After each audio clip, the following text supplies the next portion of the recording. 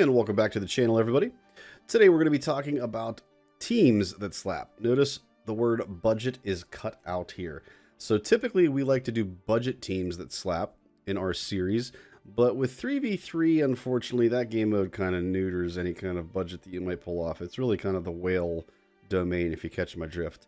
With that being said, folks, we're going to talk about what we can do in terms of teams for 3v3 defense.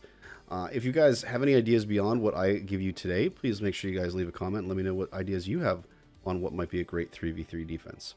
With that being said, let's go ahead and get into the details. All right, first and foremost, we have our Dash team. I want to clarify real quick, folks, before we get too far into this, that this is a non-GL list.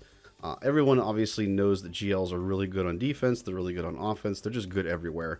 But this is the list for people that don't want to use their GLs on defense or want really good teams outside of GLs to place on defense. So with that being said, we've got Dash Rendar here. Dash is really a great leader for a lot of different teams, but in particular, I like to use him with Han Solo and Chewbacca paired up with him. This team slaps. It can hit so hard. And if you've got your Dash at a relic level and particularly fast, it can just absolutely destroy teams on defense. Unfortunately, my Dash, as you can see, is a project. We're getting close. He's not quite there yet. But this team is great. I love them on defense. Highly recommend them. Just an amazing team all around. Next up, we have Adrad. So you'll notice that I actually have 4 characters on this list, and that's because there's some interchangeability here with this. You can have some flexibility. You'll see further down the list as well, there are other teams that are like that, where you can kind of substitute people in if you want to. The key thing here, though, is that you have Adrad in the lead position, and then you have Jin as well. Those are your 2 key characters. Now, the 2 that you can sub in or out is the Scarif Rebel Pathfinder or Cassian Andor. In my opinion, Scarif Rebel Pathfinder is more annoying, but if you have the Omicron for Cassian, it can make things much more difficult. The big reason this team is so difficult is, one, Adrad, especially if you have him at Relic 9. I don't know if you guys are facing him. I have been. He is thick. Super hard to kill. And of course, with Jin's abilities and the kit built in with Adrad, you cannot kill her until Adrad has been defeated. So you have to go for Adrad first before Jin, and it just makes it a really difficult team to beat. In 5v5, it is difficult. In 3v3, it's going to be way more challenging. If you add Scarif Rebel Pathfinder into this, like I said, folks, it's just another tank to keep you from getting through that order. So this is a great timeout option. Unfortunately, it's not a team that I have, but man, I would love to have them on defense. This is going to be such a difficult team for people to beat. So highly recommend that, guys. Look into that for 3v3. Next up, we have pretty much a staple here in 3v3 at this point. That is the Qui-Gon lead with the Omicron. Jedi Knight Anakin modded for speed and offense like crazy. And then either Cam or Mace Windu if you're a poor person like I am and don't have Cam at 7 stars just yet. Cam is definitely the ideal. It's a little different than the Adrad team. Adrad team, you can kind of have flexibility. Like I said, SRP I think is better, but they're both pretty good options. In this instance, Cam is definitely the better option.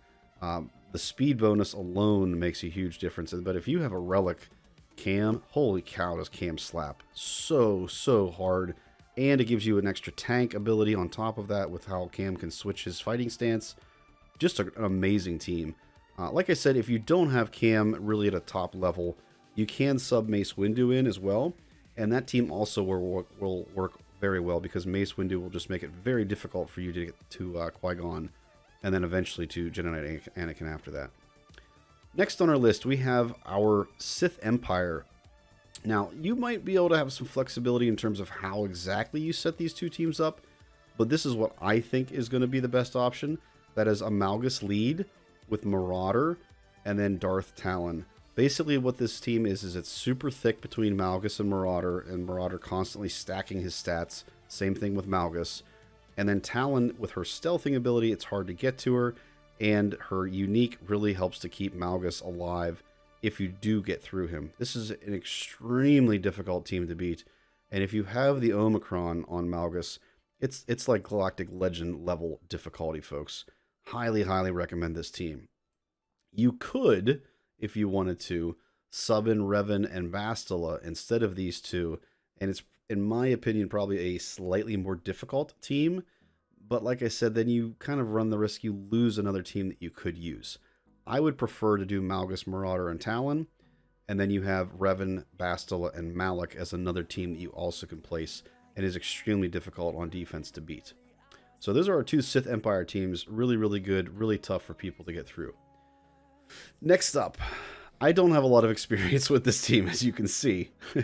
But we do have the Tuskens. Of course, this is dependent on you having the Omega. The Omicron, there we go.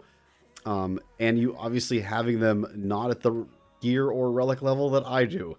But if you have a halfway decent group of Tuskens and you have the Omicron, then this is an extremely nasty team to face on defense. They are so annoying. I have had to face them before. And you really got to take in a really overpowered team because they just keep coming back. They just won't go away. There's a never-ending line of Tuskens, and you know that you don't know what their numbers are like because they travel in single file. Don't underestimate this team, folks. If you have this team with that Omicron, put them on defense yesterday. They're going to get you some holds. They're an amazing team. Next up on our list, we have kind of the past and current. I'm interested to see if this remains a current team in the future with this current 3v3 coming up. But in the past 3v3s, at least, this has been the main team that has been used. That is the Palpatine lead with Mara Jade and then Starkiller. We all know that Starkiller, he got his unique finally changed a little bit so that he can work in 3v3 and not be exclusively a 5v5 character. This team is extremely good. Again, it punches up. It's like a Galactic Legend level team, similar to what Malgus can do because of Starkiller's Omicron. Again, you must have Starkiller's Omicron. That's a super, super important fact here.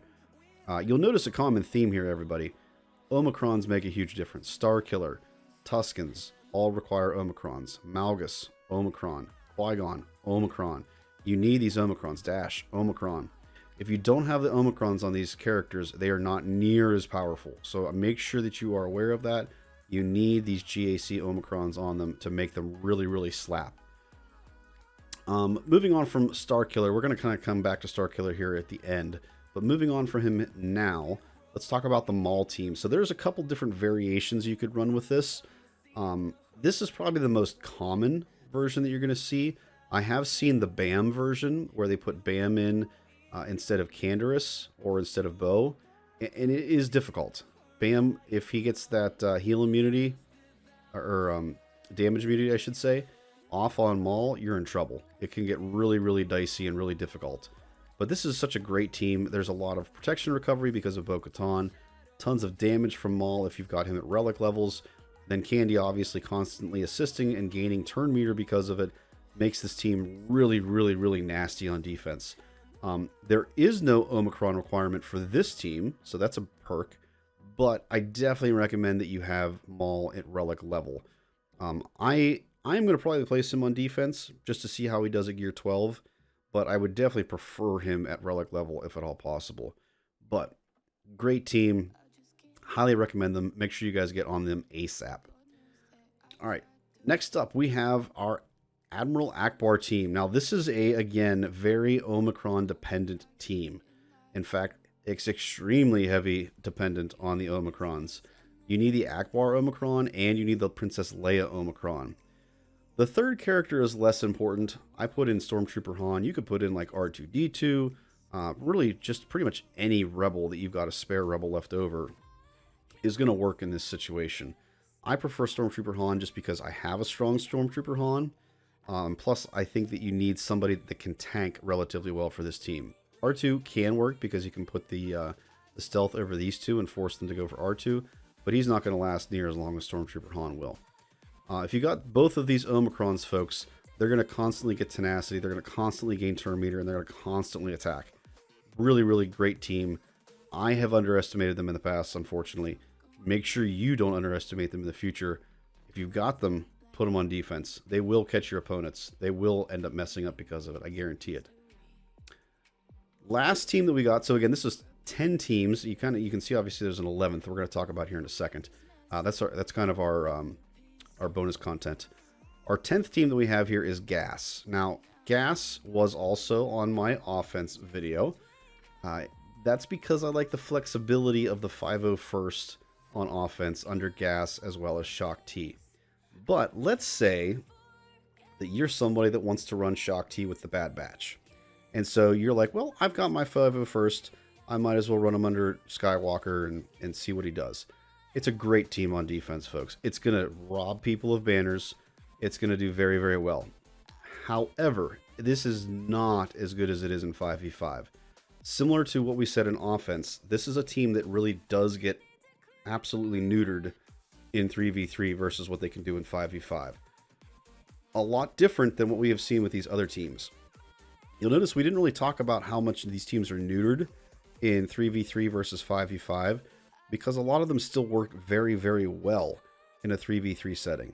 Do they work better in 5v5? In some instances, yes. But most of these teams do not really lose a whole lot in 3v3. Gas is that exception. He's still really strong on defense. He's still going to be requiring a really good team to beat. And he's still going to rob people of banners. But in terms of this list of 10, I think he probably is definitely at the lowest for me. Like I said, I also think he's great on offense. Let me know what you guys think. Do you think he's better on defense? Or do you prefer him on offense? I'd be interested to see what you guys have to say with that. All right, kind of our honorable mention team here. So this was a team that did not exist in the last 3v3. And so I'm intrigued to see if this will become kind of the new Starkiller team. We talked about how Starkiller earlier, the current iteration of this is Palpatine, Mara Jade, and Starkiller. With some of these Omicrons that we got, particularly with Savage and Luminara, I'm really intrigued. We talked about this in our Luminara Omicron sight reading session video that we did. And we talked about how I think that this is really going to be a potentially great team in 3v3 on defense. Savage is just going to constantly tank. He's going to be so hard to kill. Lumi is going to constantly heal him and constantly give him heal over times on top of it. And then Starkiller is going to assist constantly. And you're going to end up hitting this ultimate with Starkiller really quick and do some devastating damage. Let me know what you guys think. Do you think this is a team that we're going to see a lot on defense? Do you have the Omicrons? Again, this is an Omicron heavy team. You need to have 2 Omicrons. Probably, ideally, you probably could get away with the 1 on Savage, but I wouldn't use Luminara in that instance, though. I would use somebody else. Like Barris, for instance, would probably work better in this case. But let me know what you guys think. Do you think this is going to kind of be the new Starkiller team, or do you think we're going to still see the old Palpatine, Mara Jade Starkiller team moving into the new 3v3 GAC? All right, folks, so that'll wrap us up. Like I said, that's our top 10 non-GL 3v3 on defense teams that I recommend. Last but not least, if you liked what you saw today, make sure you guys give me a thumbs up and subscribe so you don't miss anything in the future. And then also turn on notifications so you don't miss any future videos that we drop. I did mention that there's a 3v3 offense as well as the sight reading session that we did on Luminara's Omicron. Make sure you guys check out those videos. I'll have those at the end here for you guys to be able to click on and check them out if you missed them. Last but not least, if you guys want to join the live discussions, either on Twitch when we do our live GAC or on Discord, you guys can check out the links below in the description for the video. All right, everybody. Hope you had a good time. Catch you next time.